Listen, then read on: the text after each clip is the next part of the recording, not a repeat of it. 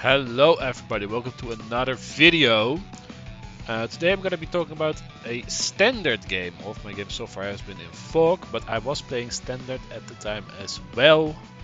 I don't really have a preference between standard and folk.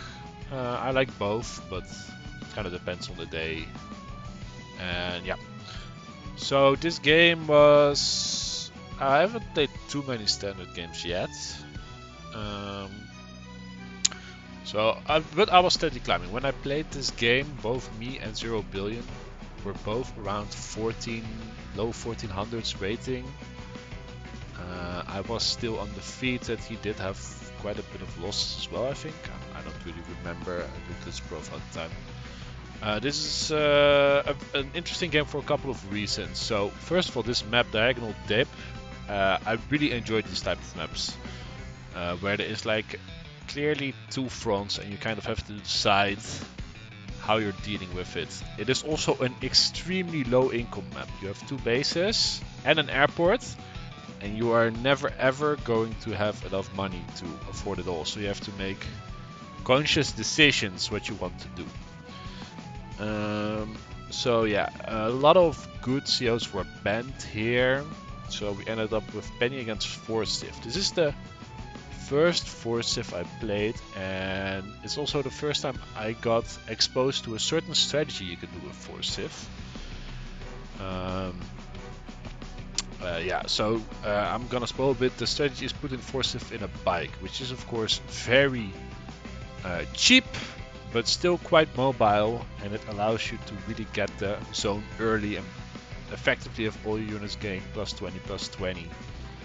And get a huge advantage that way. Penny, however, also has quite a big zone. She has zone 3, not 5, and it only gives 10/10. However, she one of Forciv's big weaknesses is, of course, that he doesn't get a superpower. While Penny's superpower can be absolutely devastating. Not really one turn, boom, you lose, but it gives a huge advantage over the 3 turns to weather last. So it's kind of interesting. I feel like this game would, in theory, come down to who picks the better units to build on what side, and is my power impactful enough to stop his the impact of his huge zone. One reason why I don't really like the Forciv bike on this map is there is a lot of rough terrain. So the bike actually isn't that mobile. So I would have probably liked to maybe even put it in inventory, because especially like if you put an inventory in 2 turns, it's over here, or over here, from here, or over here, from here. And once you get to this area or this area, there's a lot of wastelands and forest, and infantry is maybe even more mobile than the bike once you get there. So yeah, it's pretty interesting actually to put it, maybe think that it would be best in inventory. So there's also another thing that happens in this game. So before this game I didn't really have too many thoughts. It's the first time I played on this map, and I thought I had that mosquito, but it survived. That sucks. One more try. Oh yeah, I got him that time. So basically, I found what I think in theory it becomes down to Forciv's kind of day-to-day advantage with a huge, very impactful zone against can Penny get his power off. So let's see what happens in the game. We're gonna start with some infantry. I really didn't have a huge plan this game. I also, from the start, didn't really realize, this is my first game on this map, how low income the map actually is. So yeah, let's see how it goes down. What's nice to say is that it's a really low income, which means these contested properties, there are 6 contested properties, which is like half the properties on the map almost, which is very, very cool. It's very action-packed map. Because you are almost inevitably gonna get stronger on one side, because you're gonna have to choose how to spend your money. I really like this map. So we're just capturing a bit. We're both building inventories, and he built his bike. I didn't really expect this, but yeah, he CO's the bike, and it actually makes sense, right? If you look at this huge zone, he gets everything in the zone gets plus 20, plus 20. So whenever we fight over these properties, he's gonna get 20-20. But I think I skip this and immediately go for this one. Yeah, I do. So I make a bit of an interesting move here, where I'm gonna capture all these three at the same time. And he's not gonna be able to contest me, because of course he got his first turn count on this side, so naturally this is gonna be stronger at the start for him, but this is gonna be stronger at the start for me. So I try to take advantage of that by getting all these three cities at the same time before he can do it. And I'm gonna interrupt him over here. So we're already kind of skirmishing. I also have enough money for a tank this turn, so I get the first tank as well. It's gonna cost me a little bit because I'm gonna put Penny in this tank, obviously, which is really expensive on this map. You can kind of see like the income is very, very low. He has 10k, and he's like, if he gets both these, you're gonna get 12k on this map if you perfectly, if you like are completely equal, which is incredibly low income. Which I think kind of contributes to how cool this map is. So we're gonna put Penny in here, and yeah, so we're gonna have a situation where he has his zone on this side and his airport on this side, and I have my zone and my airport on this side. So obviously this is gonna be strong for me, this is gonna be strong for him. But I'm just gonna try and hold on to these properties as long as I can, because I realize like, because the income is so low, the income advantage is actually a much bigger factor than it normally is. So, right, I'm also gonna get this, I guess. Oh, that's a pretty cool move actually. Okay, from zone. Wow, pretty cool turn by me. Not gonna lie, got 24 energy out of that. Built a copter to make sure that if he goes for anything with the tank, I could probably get a nice thing. But we're trading a bit over here. Some good trades for him over here, some good trades over him for here. So I'm not gonna hold on to this city, obviously. However, he hasn't got either of these, and he's probably not getting them either. Alright, so this is a pretty interesting turn, because this tank is a little bit overextended. However, I'm probably gonna need to use my copter to kill it, and I don't really want to give him a hit with his copter on my copter, and I don't really want to build another copter here, because I really feel like I need a vehicle on the bottom here to kind of stop his advance. So I really want to go double vehicle this turn, but I also want to kill his tank. So let's see what I do about that. So I get the hit with the copter, I kill his thing, I kill this, and I actually get a block going here. His copter cannot hit my copter, and if he goes for the hit on it, he's not gonna kill it, then I'm gonna get his copter with my copter, and it's gonna give me a huge advantage, and he's not gonna get this. This tank is nowhere near range shit. So I was pretty proud of this move. It's one of the first, like, one of these micro moves I pulled off, and it felt really good. So I don't quite kill this. I overextend a little bit of this one. I don't know, this one should have probably gone in here. However, it's not a huge deal, but he kills it off, otherwise he might have killed this one off. So, yeah. He's gonna lose both these guys. Right, and so, obviously this was a good trade for me. Like, I got a free tank. He has no more. Well, he has only 2 infantry left. I have 2 copters against this one. He's forced to make an anti-air when he's... Oh, I did actually make another copter. Okay, I thought I would make double things. But I guess I wanted to make sure to counter him with this. So, we have, like, because of this, we have a pretty big army lead. With a couple of units ahead and a couple of army value ahead as well. So we're in a really good position here. This is going a bit too slow for him. I'm gonna be able, and because he has forced to build an anti-air over here, he's not gonna be able to build a vehicle here still. So one vehicle should really slow down his progress on this side. However, disaster strikes. Let's see what happens. So my turn happens. And we get some nice trades on the bottom. And then, oh, some more moves on the bottom. Some moves on the top. And then, interesting move, I might say. Interesting move. Now, why did I do this? Well, it was a pure misclick. Basically what happened is I clicked my tank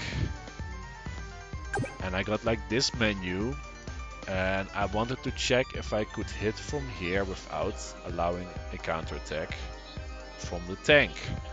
So what I then did is I clicked on his tank to check his range, and because I was impatient, I double clicked because I didn't want to see his red range because that would be obscured by this infantry over here. I want to see his blue range, so I double clicked and then I watched horrified as this happened. Now this is obviously an awful thing. I was gonna get basically 17 more charge. I was gonna be 2 charge off after killing these 2 infantry, probably this turn actually. Go here. Yeah, they almost certainly would have died this turn, and then I would have had 58 charge. For sure, gonna get a power up somewhat soon. Gonna start capturing these properties. Take a lead in the income. Feel very good about my life. However, instead, I just run into its death, and I really don't like it. Now, because of this, I do get to kill that off. And yeah, so obviously not happy I did that. So he gets the free kill, he gets to kill that guy off, he gets to kill that guy off. Because all of a sudden there's no tank to threaten his anti-air. And he starts capturing with his CO. So I have to pay for a new CO board. I decide to do it on the bottom because it might be a bit too big. And I decided to just retreat with my copters and like try to regroup. The nice thing is I killed both his infantry, so he's not going to be able to capture these anytime soon. So I have time to rebuild here on top, which is probably going to be a disadvantage for me for the rest of the game because of that awful misclick. But misclicks happen. We just have to soldier on. We don't try to think about it too much, even though it's very hard because we were in such a good position. We try to just keep going. We are managing to kill his zone, which is huge for us. We get a nice little hit like that. And we shift our copters over to the bottom to make sure that we completely halt him over here as well, and we stay equal while we try to rebuild on top. So my lack of copters and anti-air makes it so he gets a bit aggressive on the top, which he should, because I don't have the right things. Now I think I go for a bit of a surround here maybe. There's like some play maybe where I hit. I don't know, we'll see. Got a free kill over there.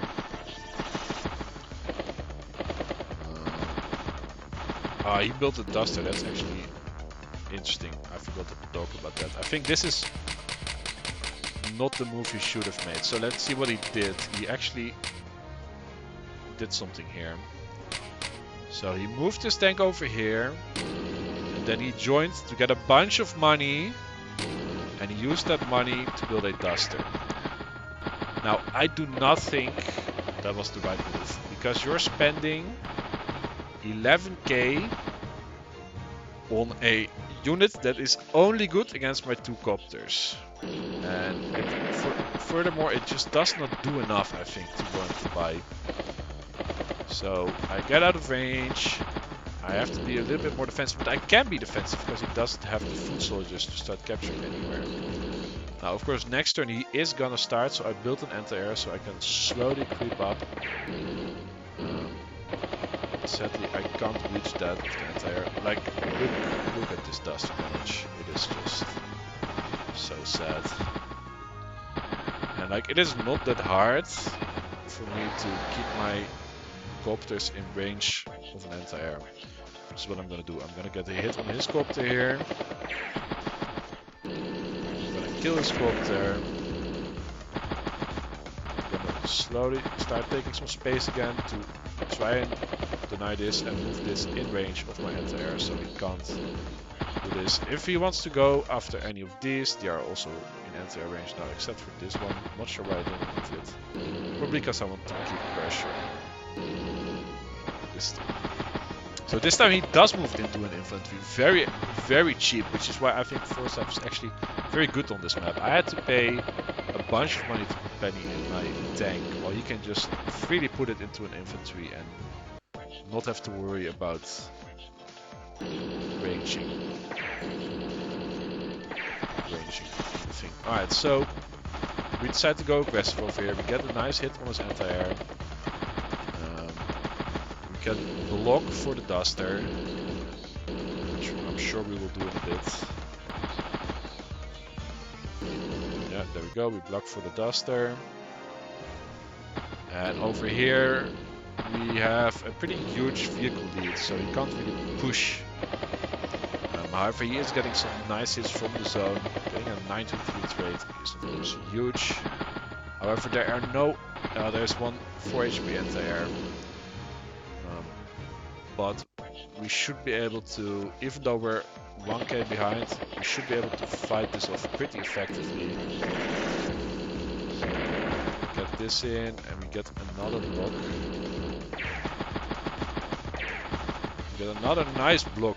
We've been doing this pretty much all game, just blocking our copters from being counter-attacked. And it's been very effective. We just start getting pretty aggressive on top here, because we are vehicle lead and he decided to build a tank on the top instead of the bottom, so that gives us the green light to just go for it. Alright, even though we tried to block our copters, it didn't really work. And while we did secure the top right property, it was at a heavy cost. Now, luckily for us, he is also going in here and he did not kill my tank. Well, I think he could have actually. I remember thinking, it is... I understand maybe, like, how much HP do I have? 6? And he went with the 3. Yeah, I think this one always kills, and if not, this one for sure always kills, and I think he should, because he is pretty much winning on both fronts, and the only way I can turn this around is by using Penny's power, so I'm very thankful he let my tank live. And yeah, we are gonna get our power off this turn, because we only need 4 more charge, and we're always gonna kill this. Get some hits. And then we will rain. Rain is interesting here. Like I say, I've been playing a lot of Fog of War, and obviously whenever you roll rain with Penny, you get the normal Fog of War, and they gain Fog of War, but everything for them is like, it's a hideable tile. So this tank is gonna be very, very hard for him to attack, because he first has to spot it somehow and then attack it. Unfortunately, I can't quite kill this duster. Also, I'm a bit surprised I managed to get this nice of a trade on top here. So I managed to... Alright, basically a huge thing is he can't really see where my units are anymore. So it's gonna be very hard for him to pick off these stragglers I have on the top here. So Rain is probably the best one here. Sandstorm was always very good. Rain, I think, was pretty good in this situation. Snow would have been really bad, I think. Even though on this map, which is one of the reasons I picked Penny, because of all the wastelands and forests, Snow is actually pretty good. but in this situation I'm very glad I didn't get it. So yeah, we're gonna have to see, is my power good enough here? So we can kind of see his vision. He doesn't really see anything. He just has to kind of go. He tries to put stuff in forest, but while this is all happening, I have normal vision, so I see where all the units go.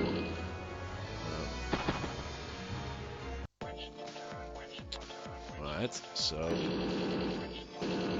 move, and we start building some more meter here.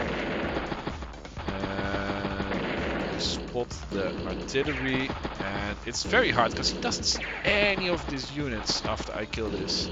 Like, he has no idea where my units are. On top he has a pretty good idea because we're kind of fighting next to each other, so I probably should not have gone for the straight.